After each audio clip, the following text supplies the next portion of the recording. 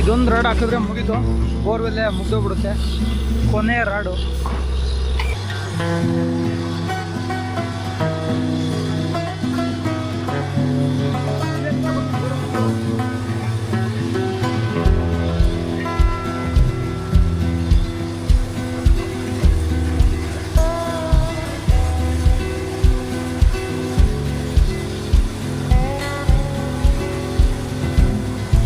ಯೋಜನೆಯ ನಿಯಮಗಳ ಪ್ರಕಾರ ಅವರು ಬೋರ್ವೆಲ್ ಹಾಕುವಾಗ, ಕೇಸಿಂಗ್ ಹಾಕುವಾಗ ಪ್ರತಿ ಬಾರಿ ಓನರ್ನ ನಿಲ್ಲಿಸ್ಬಿಟ್ಟು ಫೋಟೋ ತೆಗಿಬೇಕು. ಅದನ್ನೇ ಮಾಡ್ತಾರೆ. ನಗಪ್ಪ, ಜೋರಾಗಿ ನಗಪ್ಪ, ಅಪ್ಪ ಜೋರಾಗಿ ನಗು.